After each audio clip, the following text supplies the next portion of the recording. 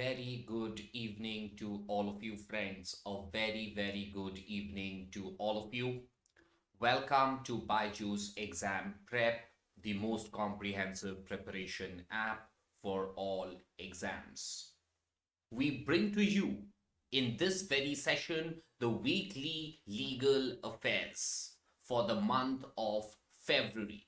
Now, every week we bring to you this very important session on Friday where we bring to you all the legal developments that have taken place in the week.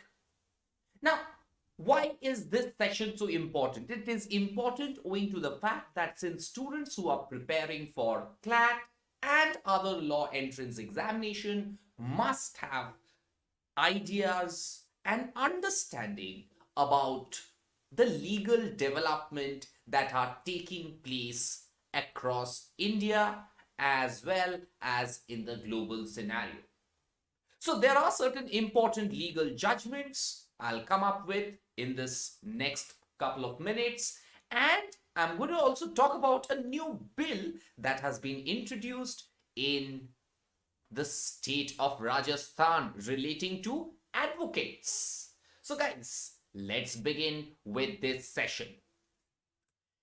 Now, before we begin, BYJU'S Exam Prep brings to you a free workshop on optimize your CLAT 2024 preparation during holidays. So, how should you optimize your holidays insofar as preparation for CLAT 2024 is concerned?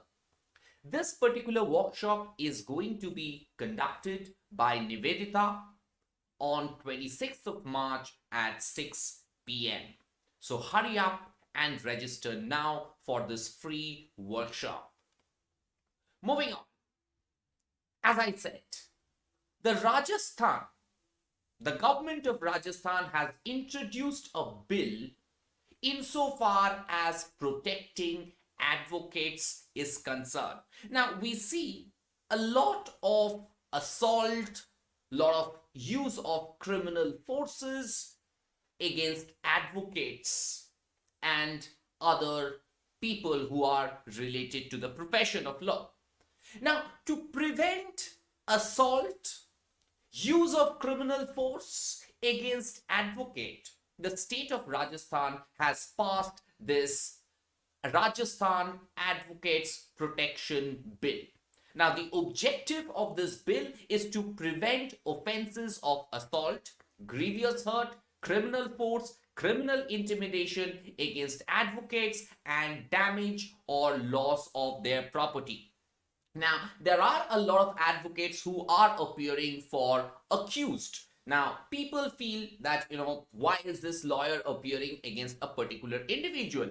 Now, because a lawyer is appearing against a particular individual, when the lawyer is going back to their home or to their offices, they are confronted with assault, grievous hurt, criminal force. To prevent that, the Rajasthan government has come up with this bill. Now, what does this bill categorically state? It simply states that any act of assault, grievous hurt, criminal force, and criminal intimidation against an advocate will be deemed to be an offense under the bill if such an act is in connection with the discharge of duties of an advocate in court premises. So while discharging the duties of an advocate, of a lawyer, if a lawyer is confronted with assault, grievous hurt, criminal force, and criminal intimidation, then it will be deemed to be an offense under this particular bill. If an advocate complains to the police about such an act which is mentioned above, like use of assault, grievous hurt, criminal force, criminal intimidation, the police shall, if it deems fit, provide protection to such an advocate. So, police will provide protection to advocates in case an advocate complains to the police that while discharging his duties as an advocate, he has been threatened with assault, grievous hurt, criminal force, and criminal intimidation. So this is a particular bill which deals to protect lawyers from being criminally intimidated or against the use of criminal force while discharge in connection with the discharge of the duties of an advocate in court premises. Okay. Now, what are the punishments? Very important, the punishment. Now, under this bill, under this protection of advocates bill that has been passed by the Rajasthan legislature, it punishes assault or criminal force against an advocate with a maximum of 2 years imprisonment. So if a person is assaulting a lawyer in relation to a case that he is doing in his professional capacity, maximum 2 years along with a fine up to 25,000 rupees. Secondly, it also punishes the act of voluntarily causing grievous hurt to an advocate with a minimum of 7 years, a maximum of 7 years of imprisonment with fine which may be up to 50,000 rupees. And it also punishes the voluntary commission of an offense of criminal intimidation. So for assault, use of criminal force, maximum 2 years, 25,000 rupees. Causing grievous hurt, 50,000 rupees, maximum 7 years imprisonment. Offense relating to criminal intimidation, maximum 2 years and fine up to 10,000 rupees. So these are the 3 important punishment that the bill prescribes insofar as any threat or any use of force against an advocate is concerned while the advocate is discharging his professional duties. Am I clear, everyone? Am I clear to each and every one of you? Any doubt? Any doubt, guys? Any doubt? So you understand that the role of an advocate is to represent the client. Now, while a lawyer is representing his client, there might be some other opponents who might stop him. To prevent that, this particular bill is of great importance. Okay, am I clear to everyone? Okay, so let's move on. Next, very important judgment coming from the Supreme Court. The Supreme Court has directed all high courts to ensure that in bail orders, the High Court mentions FIR numbers. Now, FIRs are filed in the police station. Against that, you file a bail application before the district courts. Now, in the high courts, it was particularly noticed that various orders relating to bail is passed by the High Court without mentioning the FIR number, without mentioning the date on which the FIR was filed, or the concerned police station, and the offenses under which section is a person alleged. So these were certain things that were missing in various high courts' order. So the Supreme Court has directed high courts that when they are issuing or dealing with a bail order, they must mention the FIR number, the date of the FIR, the concerned police station, and the alleged offenses. This court notices that the format of orders by various high courts in bail proceeding differs significantly. In many instances, the orders do not contain any description of the proceeding pending before the trial court there. At times, no adventures to the nature of the offenses alleged in the FIR, etc. So, in certain orders of the High Court, what is the description of the offenses? At what stage is the case pending before the trial court? Nothing is mentioned.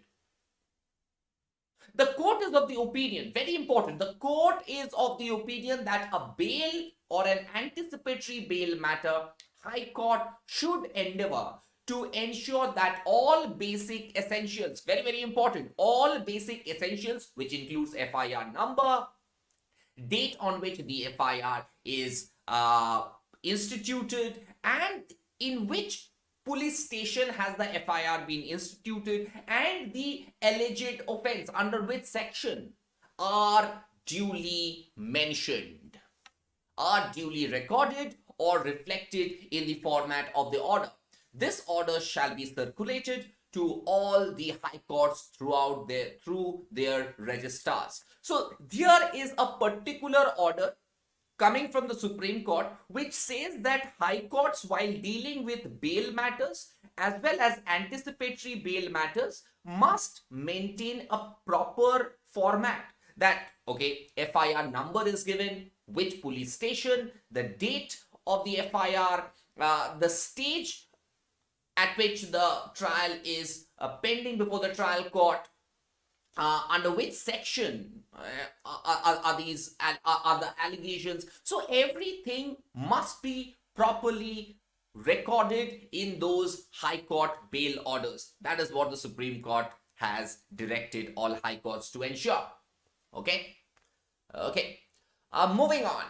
Next, very important judgment coming from the Supreme Court. A 3-judge bench of the Supreme Court has said that, what is Armed Forces Tribunal?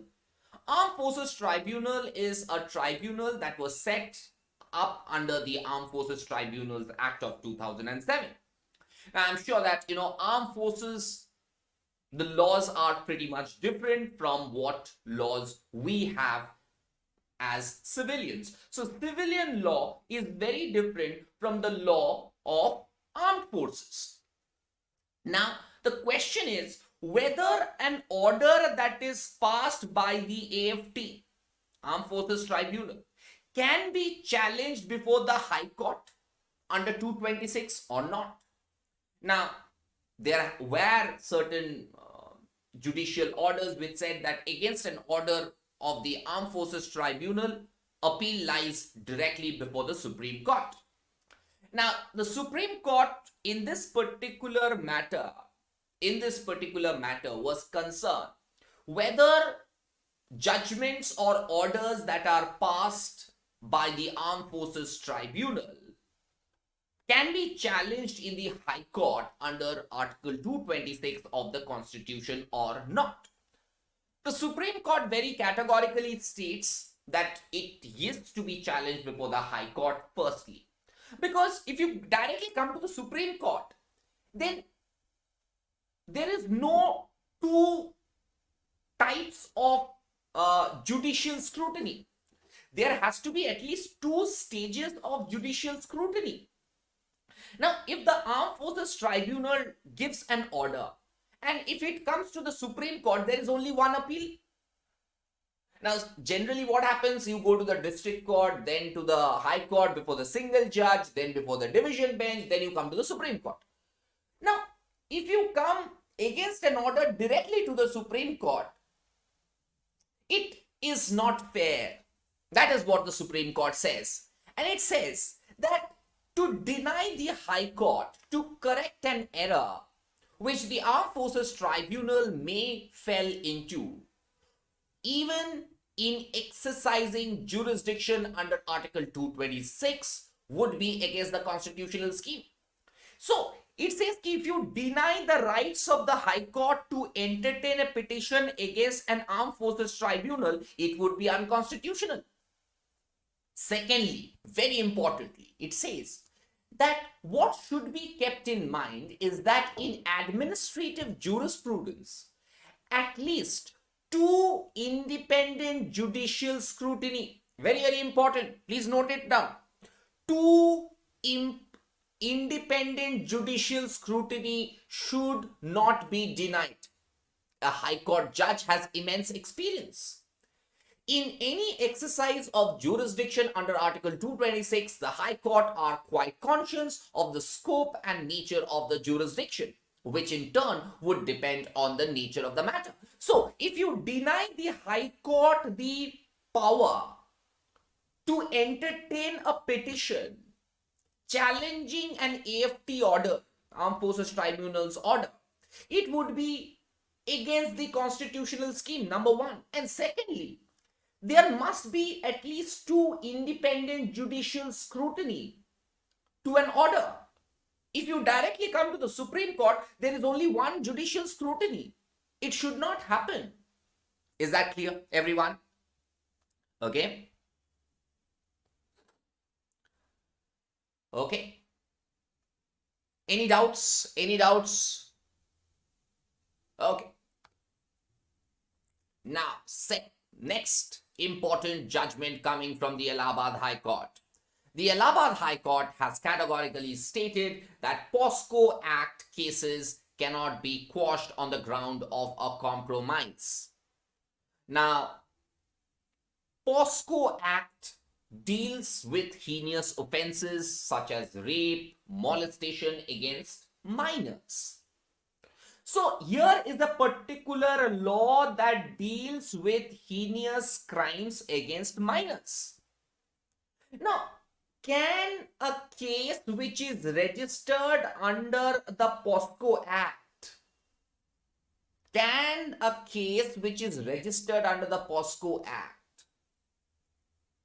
be quashed just because, there is a compromise between the parties? The Supreme Court says no, it cannot be.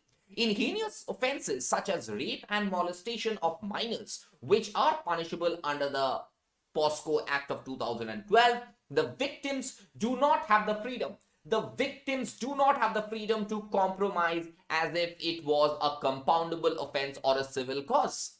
So in civil cases, there is compromise, there is mediation that can happen. But in criminal cases like POSCO offenses, offenses under the POSCO Act, it cannot be done. Is that clear? Is that clear? Any doubt?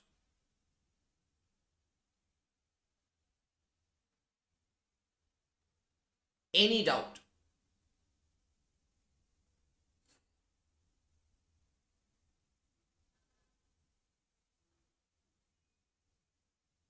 Okay.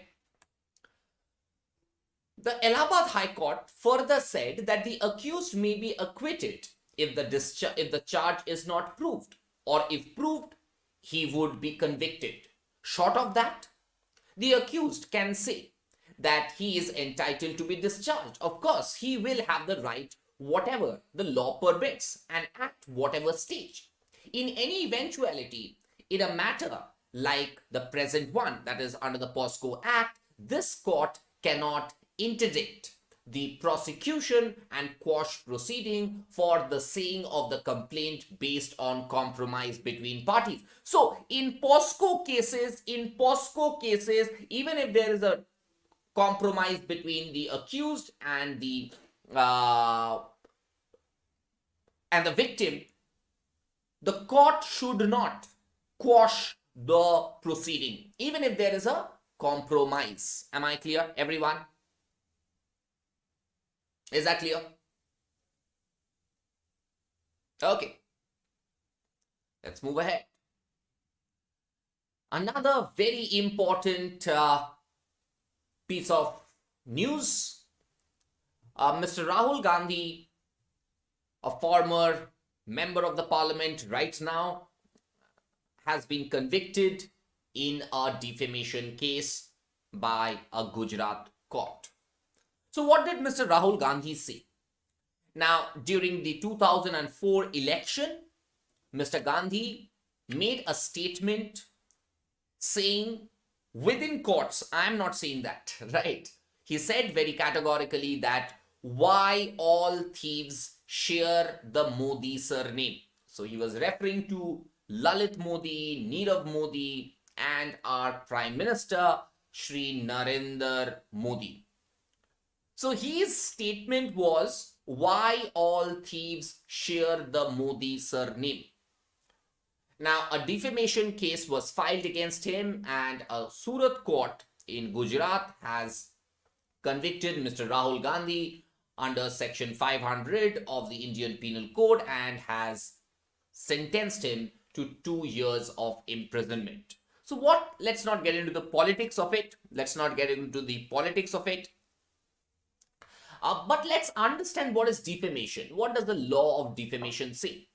The law says that whoever by words, either spoken or intended to be read, or by signs or by visible representation, makes or publishes any imputation concerning any person intending to harm, or knowing or having reasons to believe that such imputation will harm the reputation of such person, is said to defame that person.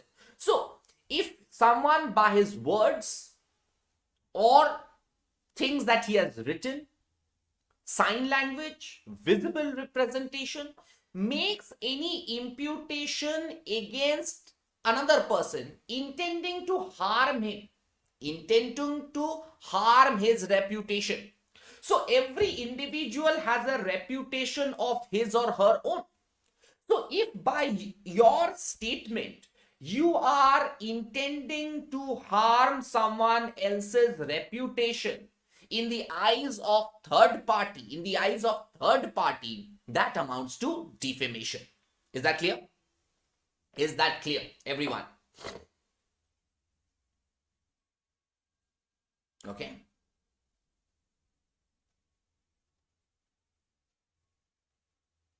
Okay. Okay. Finally, another very important keynote address by the great Chief Justice of India, the present great Chief Justice of India, D.Y. Chandrachud. I'm sure that most of you are a big fan of Justice D.Y. Chandrachud because of his eloquence, because of his understanding of law. He has been a great stalwart, a great statesman in his life, in his judicial career. Justice D.Y. Chandrachud was addressing the Ramnath Goenka Journalism Awards, and he made a keynote speech. In his speech, he was referring to the media as the fourth pillar of the state. He also was very eloquent, and he was also he openly stated about fake news. But he also said that the media is the fourth pillar in the conception of the state and thus an integral component of our democracy. A functional and healthy democracy must encourage the development of journalism as an institution that can ask difficult questions to the establishment, or as it is commonly known, speak truth to power.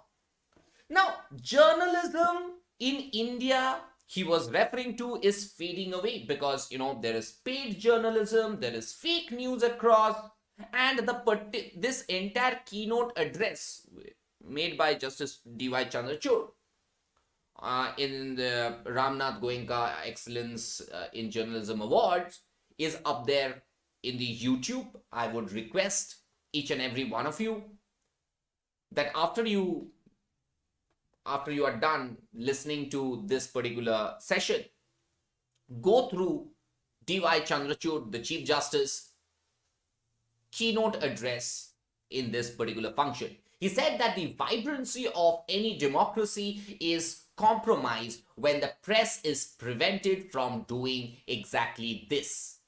The press must remain free if a country is to remain a democracy, and we are no exception. So, freedom of the press, the freedom of the press is a very, very important function of a state. If we do not have freedom of the press, then the democracy will perish. And we cannot let that happen in India, because we all know that India is a great democracy. Now, he was also referring to the how media has helped in the evolution of laws.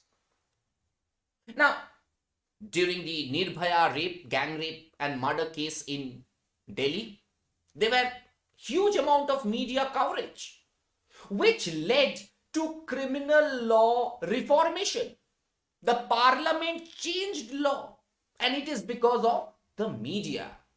So he is happy. He was telling that, media has helped even in the evolution of law relating to amendments. The media report led to widespread protest and later important reforms in the criminal law. On a day-to-day basis, news stories prompt question and discusses in the parliament and in the legislative assemblies of state. Now, so Nirbhaya gang rape, the media coverage, it did help. It did help with a new law that came into being. So, friends, after this session, definitely go through the entire video of the keynote address by Chief Justice Chandrachud in the Ramnath Goenka lecture. Okay.